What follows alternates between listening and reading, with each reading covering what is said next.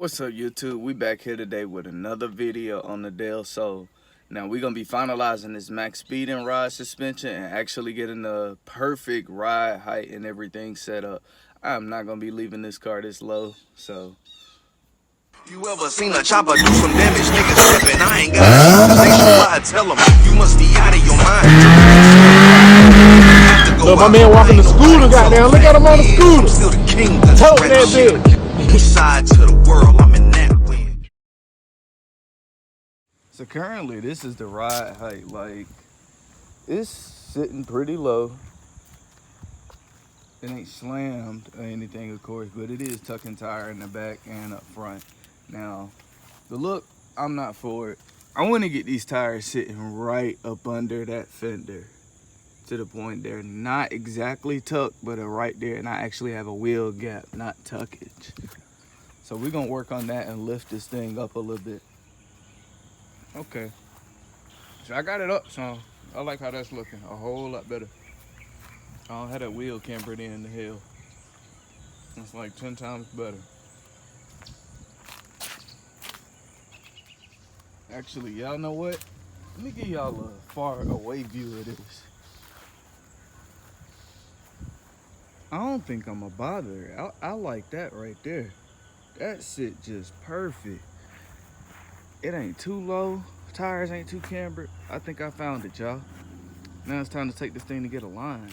Yeah, that right there, way better fitment. I'm liking that. I had it entirely too low at first, but hey, it was my first time installing coilovers, so I had to go low just for the sake of it, just to try it. But my city roads way too bad in order to keep a car that low. But this right here, I think I can get by with real good.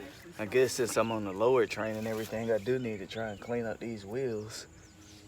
Couldn't get the wheels clean, so wet sanded the mud. Got everything laid down because I'm about to re-primer it out. That way I get a solid coat of gray this time, not 4 or 5 different ones. But I had to do it anyways because I messed up the fenders whenever I rolled them. But I already knew that was going to happen. Plus, I already knew I was going to paint. Usually you want to heat up your fenders and everything before rolling them. I didn't care to do it because I already knew I was painting this car at least 2 to 3 more times for primer and body work before I actually put a final color on it. Majority of the wet sanding was already done. I just walked over it lightly. That way I have a good seat for this new paint to sit down onto.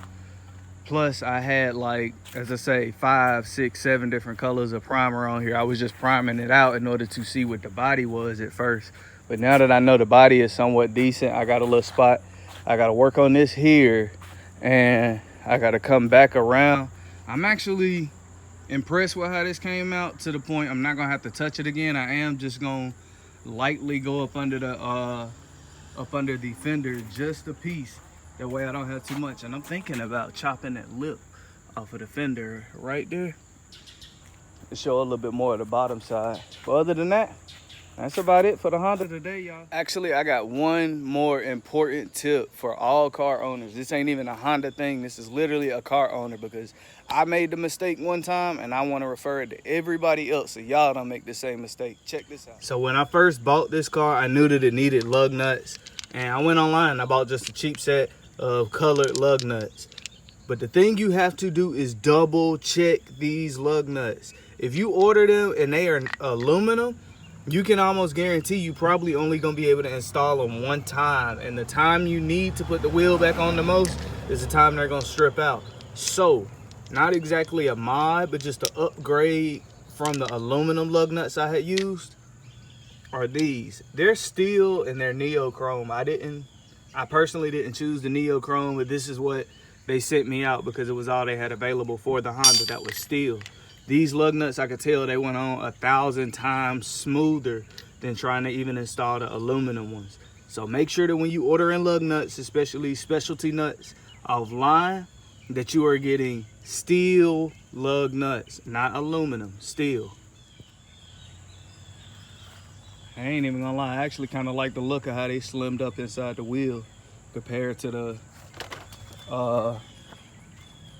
other ones I had on. You see how far they stuck out, but I'm gonna get the rest of them put on. So before I end this video, I'm gonna give y'all a little driving POV, I guess. See how they roll. See how this new Fitment setup is gonna go.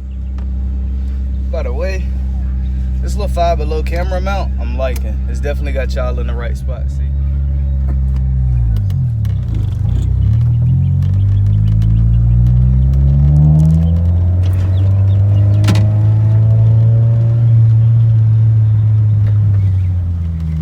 Very shaky, but it worked good.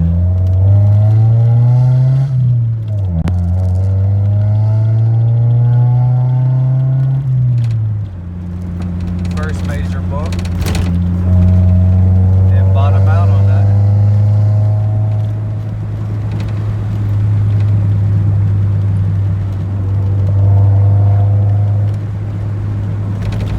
As you can see, this is one of the bumpiest roads like in my city, so for me to know I'm not bottoming out right here, that let me know I think I got it set pretty good. So yeah, y'all gotta excuse the camera mount. It's just there. It ain't 100% image stabilized or anything. But well, it ain't exactly the first ride. It's like the second or third on the max speeding rides. The car do pretty damn good. The little strip I just took y'all down like one of the bumpiest spots in my city, and I ain't even bottom out on it at all. So that let me know I think I got this Fitment pretty right. Now I can go ahead, take it to the alignment shop, get it done, get everything finalized. Look at the wheel gap. Ain't no wheel gap, ball. One finger barely. So yeah, y'all like this kind of content, especially dealing with the Del Sol, subscribe, comment, like, give me thumbs up, ideas, and I'll see y'all in the next video.